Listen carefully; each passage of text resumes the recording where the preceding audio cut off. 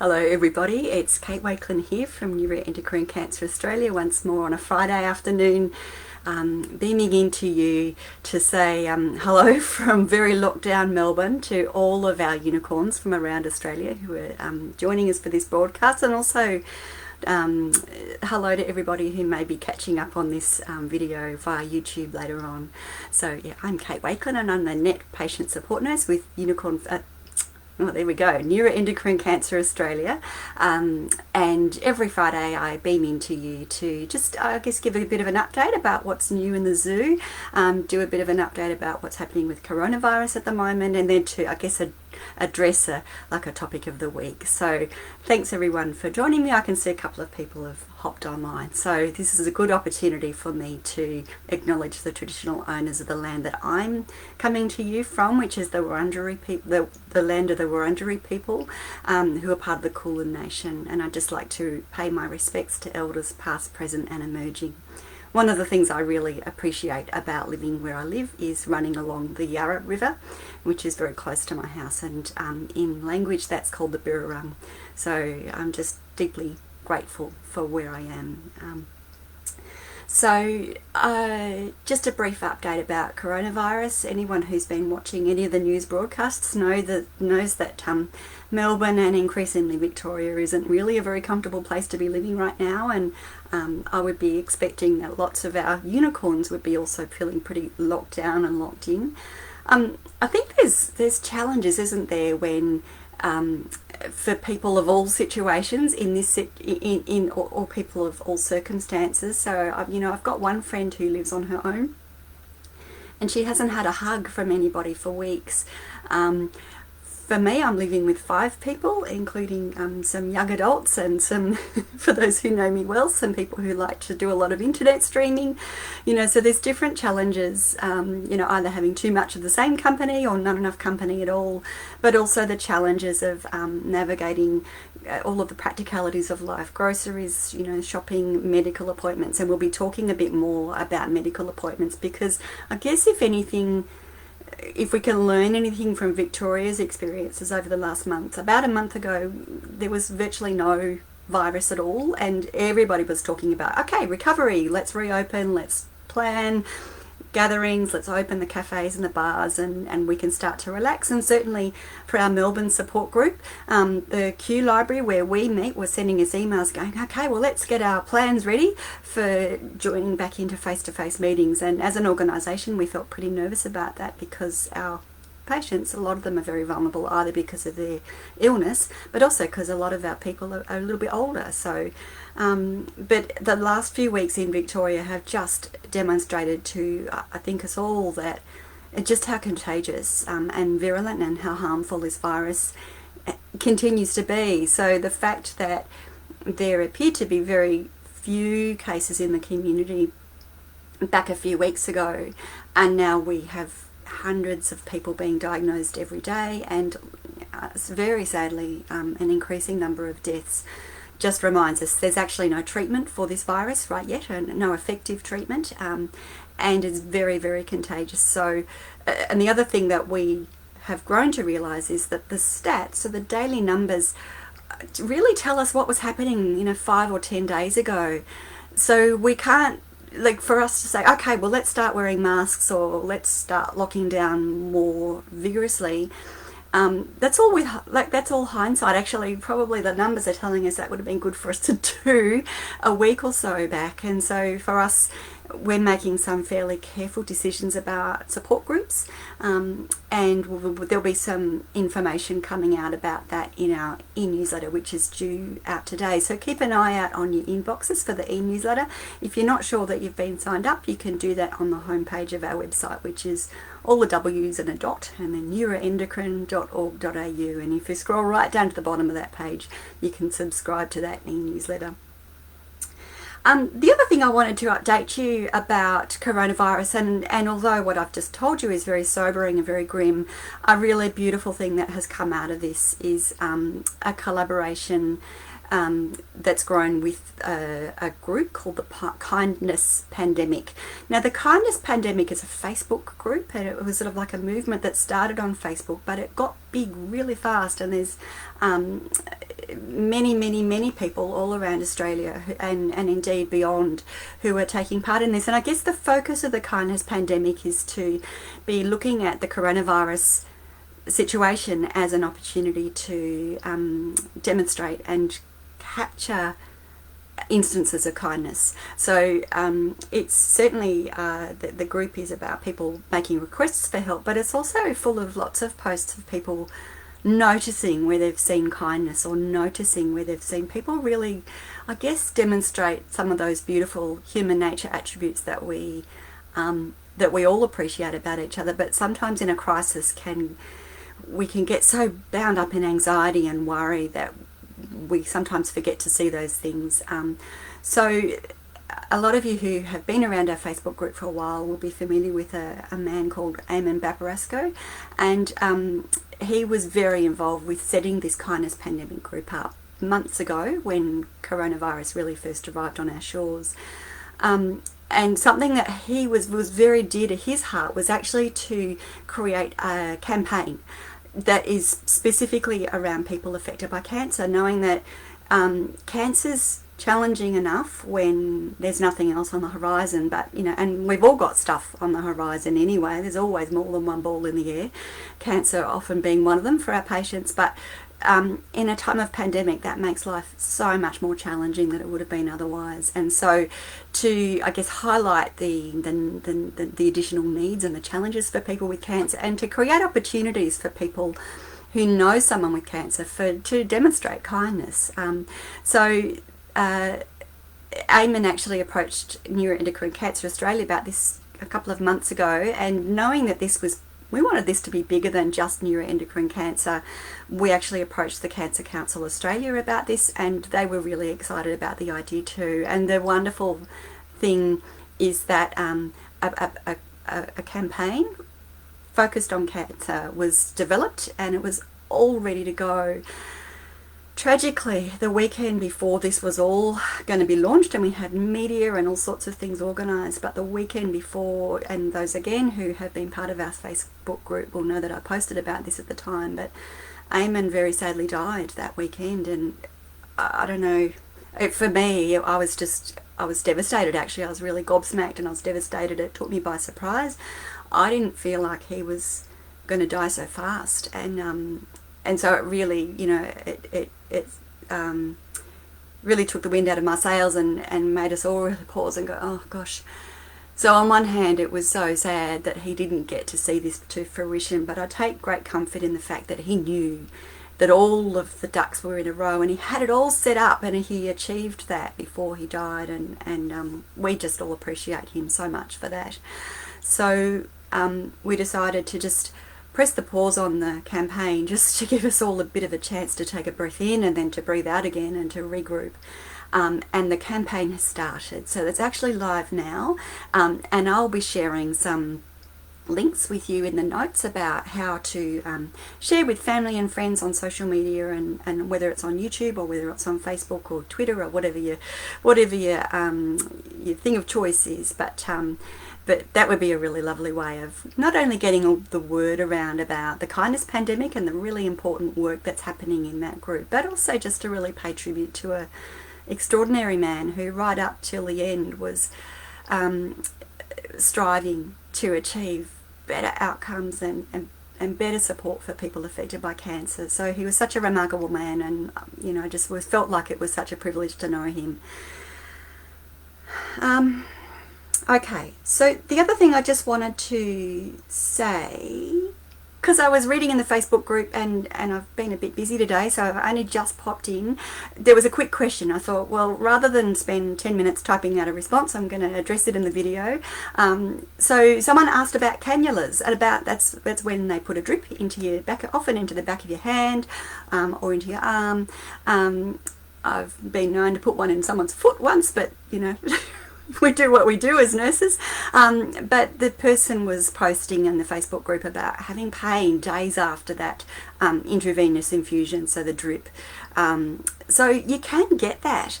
It doesn't necessarily mean that someone's made a mistake. Actually, the places where we put drips are a long way away from any major nerve, so it's not likely to be a pinched nerve.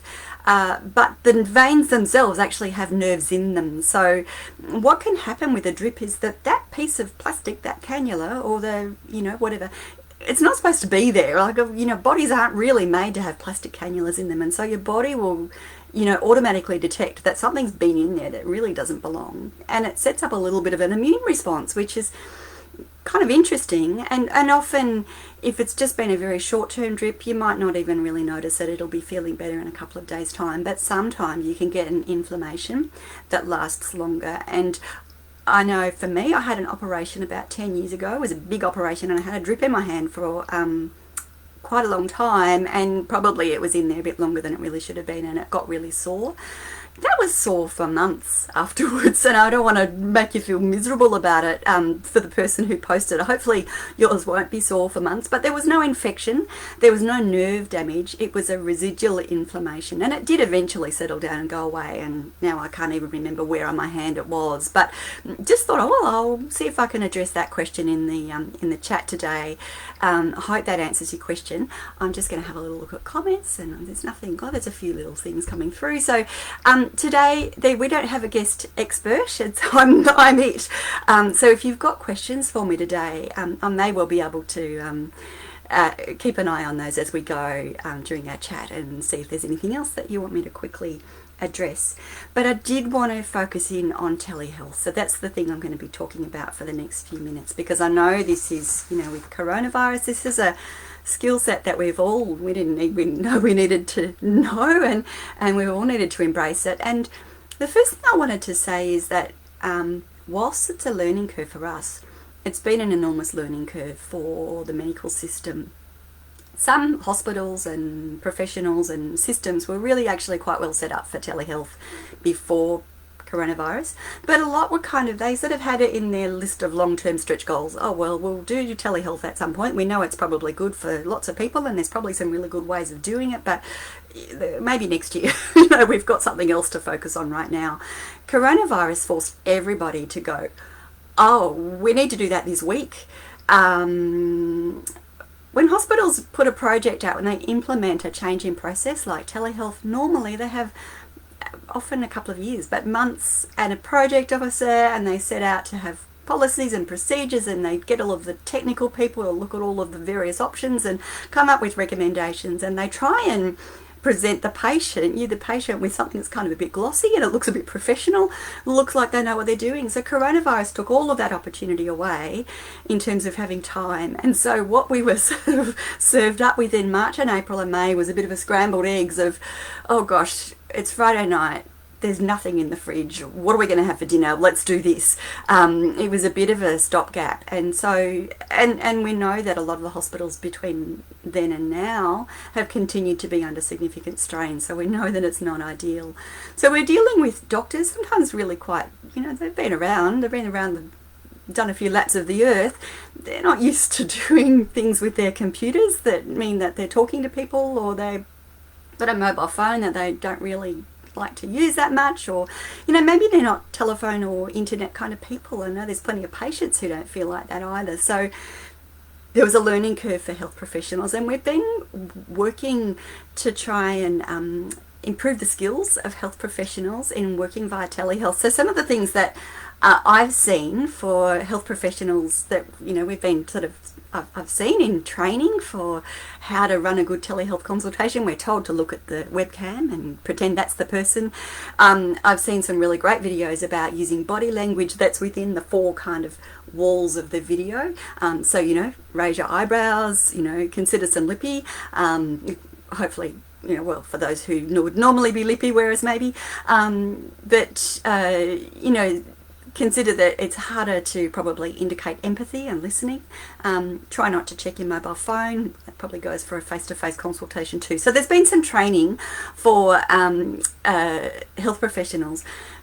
We've got some information for patients, but actually when I was thinking about today, I thought, well, the stuff that we tell health professionals about how to do, and I'm talking again about video right now, Probably also applies to patients. Lots of patients, I know my parents, they did their first Zoom group a few months ago, and it was a massive learning curve for them. And I've seen, having run a lot of Zoom groups, you have no idea of the number of the inside of people's nostrils that I visualize. But maybe there's some tips that we can kind of pull together as patients that might actually help with that consultation as well, because I think at the same time that we can't really necessarily read the mind of our health professional, they can't necessarily read our minds, and they can't necessarily get all of the visual cues that they might do if you were sitting in the office.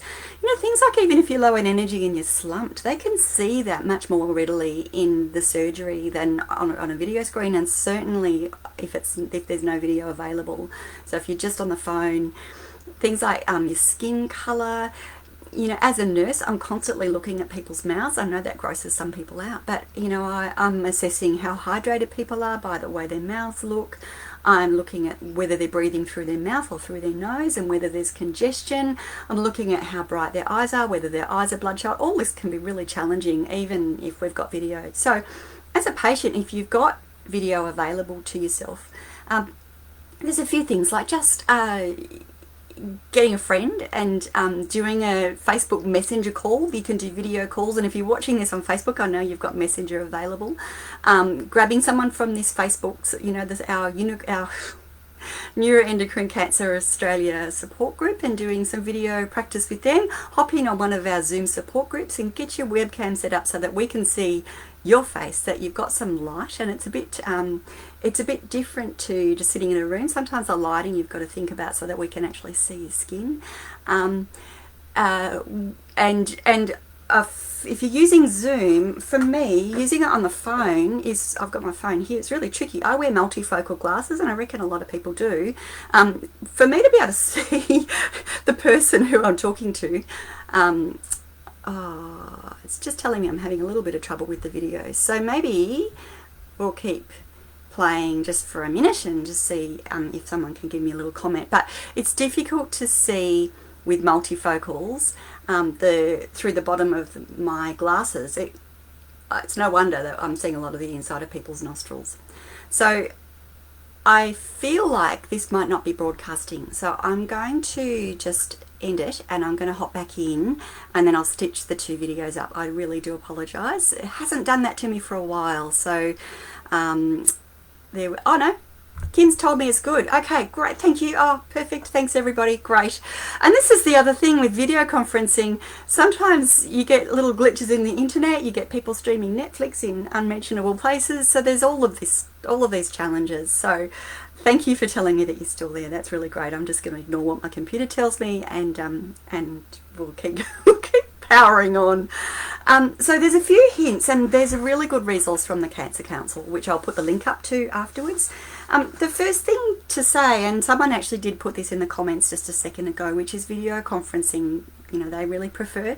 And look, I have spoken to some patients, either they don't have internet at home because they're rural and there's no, internet towers and things around. But some people, they hate video and they'd prefer just to really zone in on a phone call, and everyone's got their thing. But we feel that probably a broad rule is that video conferencing is great if we can get there. So if you've got a clinic that's asking you or letting you know that it'll be a telehealth consultation, I've lost my concentration a bit. If you get a call from the clinic to say this one's going to be a telehealth, ask them. Feel free to ask them if you can do it via video conferencing if you haven't done it before. Most of them are getting set up with this, and it does mean that they can see your face. But the other really important thing is that you can request a face-to-face appointment.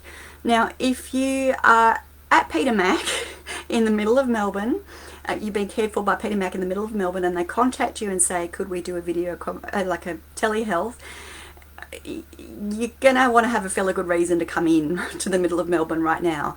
But it's, if there is an issue that they need to look at, or they need to, they'll need to examine you, they'll need to touch you. For example, you can't give a vaccination via video health. You can't look at a skin lesion very easily. So if there's something physical that you think that they're probably going to have a look at, they're going to want to have a look at, you can request a face-to-face appointment, and they'll let you know. You can negotiate that. If you get a video health consultation and you haven't used that platform, so some clinicians and hospitals, they can use whatever works for you. So I've got doctors who are using FaceTime. I've got doctors who are using, I had a video health consultation the other day, and the doctor, they said, well, what works best for you? And I said, well, Zoom I'm very accustomed to because I'm using it for work. And she said, great, I'll send you a Zoom link. So a lot of them are quite flexible, but some hospitals have policies that really lock them into one provider, and that's often because of legal or privacy issues. So check what platform will be, and if it's something you haven't used, it's okay to ask if it's all right to hop in ahead of time to make sure it works. Check if there's any bit of software like Zoom, for example, that needs to download onto your computer, and get that all set up ahead of time. It's probably worthwhile clicking on that link, for your actual appointments, worthwhile clicking on that link sort of 5 to 10 minutes before your appointment time, just to make sure, again, that's all set up. Make sure your batteries are charged, make sure you've got a drink of water, make sure you've been to the loo, all of those sorts of things. It's probably worth also just checking, especially if it's a phone call, who's going to do the calling. Like, are you expected to ring them, or are they going to ring you? And mostly they'll be ringing you, but just check that out. It's also worth, just when they're making that appointment, just checking what they want you to do, what will happen if the call is late.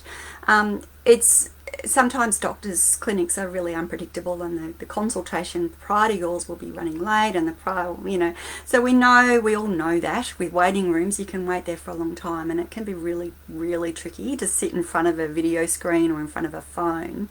So maybe just when they make that appointment, check out what will happen if the appointment's running late. If they could let you know, for example, that would be amazing. So the other thing just to say is that it's absolutely fine to have a support person with you during a video or a telehealth consultation.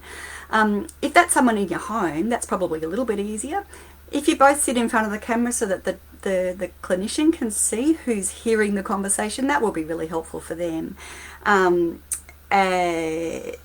But if they're off site, if they're somewhere else, if it's a relative who's in a different location, you can actually ask them to have a link that you could send to your support person. Or if it's a phone call, actually, it's often possible for them to dial another person into that conversation. So having a support person is a really important thing to keep in mind. Often we do that in face-to-face appointments anyway, but in telehealth sometimes we sort of forget that we don't have to just be doing this on their own. I can see that a few people are going, yeah, they're oncologists, just want to use the phone, and I can see why that might be convenient for oncologists. I guess our concern is that we're going to be doing this for a while, we're going to be using telehealth for a while. This virus isn't going anywhere fast. Well, everyone's working madly on vaccines, but it's going to be a while before we're going to be normal will be different. And actually, for some people I know, telehealth has been fantastic, and you're going, well, new normal is telehealth, please. I don't want to sit in the car for 5 hours to see my oncologist. Please send me a video link. Yeah, we want to see if we can, together, between the health professionals and the patients, achieve the best quality so that they have some hope of assessing where you're at, so that you can see them and feel like you can ask the questions. The other thing I was just going to say, I was going to mention it before and I forgot because my video went a bit wonky, is the oncologist, if they're using video, and they may not be using video, but if they're using video, often all I can see is your head and your shoulders. Fill in some of the gaps. Please tell them if you've lost weight. And someone sort of said that a few weeks ago in our Facebook group, it was actually one of their partners, who had lost a significant amount of weight, and they were really worried about the oncologist not really picking that up. So, you could always ring them ahead and say, look, I'm really concerned about my partner, they've lost a lot of weight, or make sure that it's mentioned during the actual consultation. And if I know anything about particularly doctors, they love stats, they love facts and figures. So if you can tell them, I started out at 88 kilograms and I'm 80 kilograms, 4 weeks later, that will be really important data for them. And obviously if someone's lost a lot of weight like that, we need to get on to what's causing that. So look, I'll post the links to the Cancer Council information about telehealth, but I'm also really interested in your feedback. The resources that we've been working on with the Cancer Council, and we've been working really closely with them and all of the other major cancer charities over the past few months. All of these resources that are produced are because of feedback from patients. So, every time you see a fact sheet or a frequently asked questions, I get to input into the content of those just as much as anyone else in that team. So if you're seeing that there's a question that you'd really like an answer to related to coping with coronavirus, and in this instance about telehealth, if there's tips and strategies that you would recommend, share them around, share them in the group, in the Facebook group.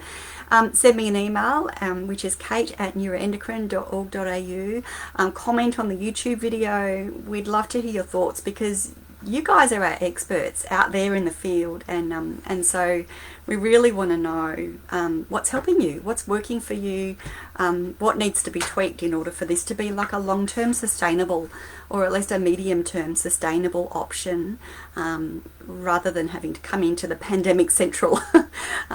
So anyway, I hope that helps. Just while I'm on the subject of this multi-charity collaboration that we've been working as part of, one of the things that we are working together on is a slightly related but different area, which is called bill shock. And it's around the concept that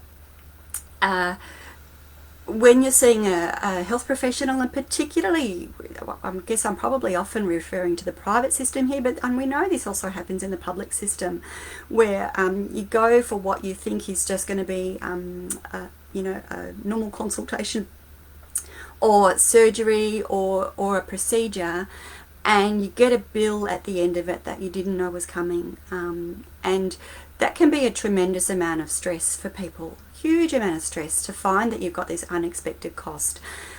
Health systems really legally are supposed to provide informed financial consent, and I know I've actually got a daughter who's having wisdom teeth removed once they allow elective surgery again. Her surgeon's really well set up there and gave her a printout of all of the out-of-pocket costs that she would be expected to be making. So that's best case scenario, that's ideal, but we know it's not always ideal, and we're wanting to do some advocacy work in conjunction with some of the other charities around this area.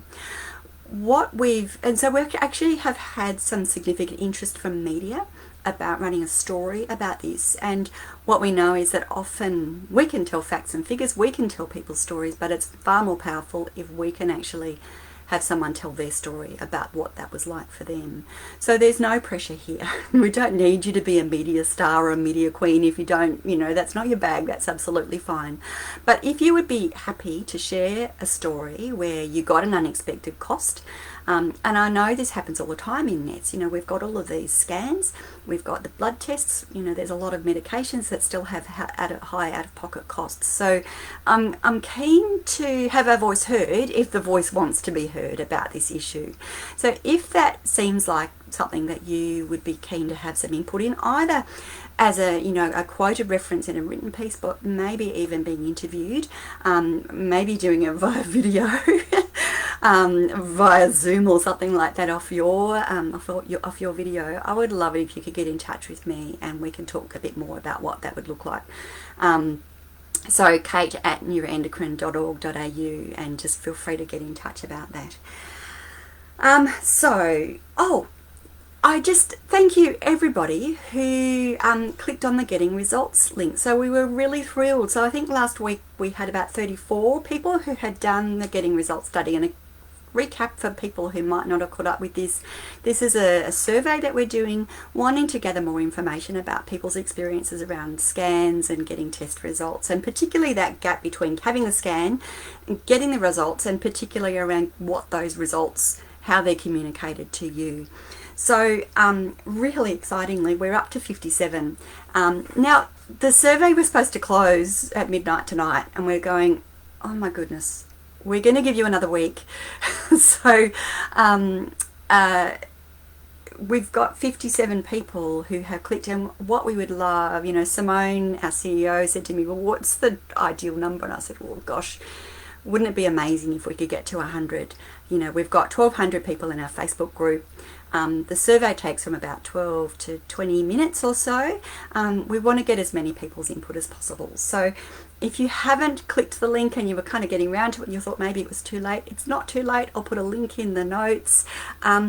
I just wanted to tell you a few things that I had a quick look. I had a quick whisk through what the survey is telling us so far. And I thought maybe I'll just tell you a couple of little tidbits and interesting little things that we're noticing as trends from what we've had through so far, which is only 57 people, but 57 very important people. 77% of you were female, so go girls. But maybe if you're a bloke, we'd love to hear your thoughts too. We'd love to get like a bit of a representative sample, so you know there's no difference in we don't get higher incidence of nets for women, so maybe we can actually hear from the men. We know actually men sometimes we don't have as much information about how to communicate well, so that's actually really important to us. Interestingly too, 67% of people who have responded so far live more than an hour from their multidisciplinary team. So that's huge, and I wonder if that's telling me that people who live in the country struggle more and therefore they were more motivated to tell us about the things they're struggling with. It's just kind of my hypothesis, but really interesting. If you've got thoughts about that, let me know. Maybe you've lived in the city and the country and you can make a comparison. You know, I'm very interested. The survey's actually got lots of places where you can tell us your thoughts in just text, which is why it can take a little while, because it's not just ticking boxes, but we're really interested to hear your thoughts and ideas around this. Another piece of little interesting information was that most people get their results in under 3 weeks, so that's not bad. But in terms of what people felt was ideal, it was a really strong trend to like a week or less would be much better. And there was a lot of people who talked around that sense of anxiety, and we know about this. Often actually we call it scanxiety. So that's the level of stress that precedes a scan, but then that waiting between having the scan and getting the result, and someone said the waiting is the worst. And someone else talked about it as being like the sawtooth of anxiety, and I just thought, wow, that just is such a strong visual reminder, I guess, or a strong visual kind of thing for me. I can imagine a saw and the jagged ups and downs in that profile, and that was the way that someone was describing their anxiety. So that was really graphic to me. People also talked a lot about, and I'm really looking forward to being able to write this up, because they talked a lot, people have talked so generously about the things that they're doing to manage that anxiety. So the tips and the strategies and the coping mechanisms that they're using. So just again encouraging you to please do that survey. I would be so happy if I could get it up to 100. I think that would be magnificent to get that quality of data. So I'll cross my fingers. I'll keep reminding you. We're going to give you a week extension. So yeah, once again, if you've been thinking about it, now's your time. Okay, I'm going to stop because it's just about 30 minutes. But just a quick reminder to say that we've got Zoom groups for our face-to-face geographical groups this week. So I'm so sorry. I know it's not the same as meeting in person, but we just have to keep you safe. And so, you know, a bit like talking about video conferencing with doctors, it is not the same, but it can still be a really useful way of connecting with each other. And I've seen some really beautiful conversations emerge from some of these Zoom groups. So if you haven't given it a go, give it a go. Most people are a bit surprised at how they managed to get on. We had a meeting for our group who are gathering, we're just on the cusp of starting in Wagga. So a few people who were seeding that group, we had a session yesterday, and they were going, oh, it's my first time. And I'm going, well, you wouldn't know, because they were great. So Adelaide and Brisbane and Perth, there's a couple of groups there that we haven't sent the reminders out yet. It's on my list of things to do today. So stay tuned once again for an email. It'll have a link to hop into that Zoom meeting, and then the week after we've got more groups coming as well. So I'm just trying to think if there's anything else. I'm going to have a quick look at the comments and see if there was any questions. Lots of people telling me they can see me, so that was fantastic. Lots of stuff about telehealth, which is, I think we've talked about.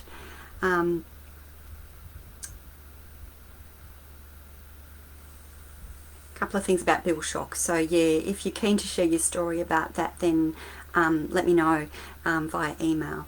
And Doctor shock. I don't have bill shock, but doctor shock.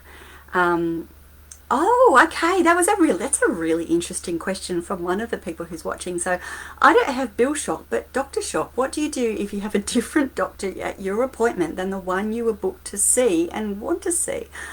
Well, that's a really interesting question, and I'd be really interested to hear what that person did and what your ideas would be. I mean, because my first, just off the top of my head, I'd be sort of wondering why. Maybe that doctor became unwell or had an unwell patient or something like that. But I think it's reasonable if you're seeing a different person to the one that you felt like you were booked in to see.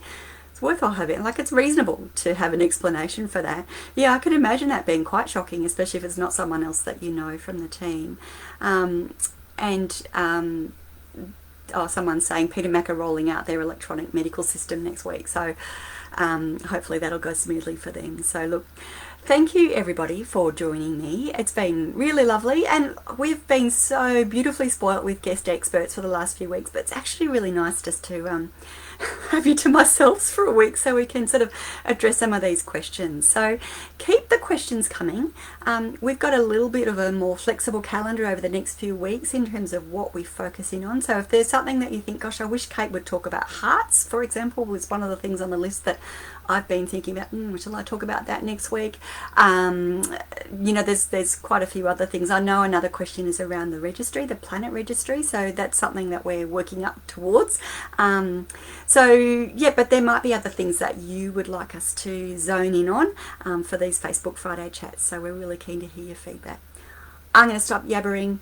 Thank you, everybody. Hello to one of our patients who I know is in holiday in Darwin, and I'm not at all jealous. Locked here in Melbourne. Look, stay well, stay safe, wash your hands, and increasingly wear those masks. Reach out, give me a shout out if you want to connect. Email is great, so I've given you my email address a few times. I stop talking. Have a great week, everybody.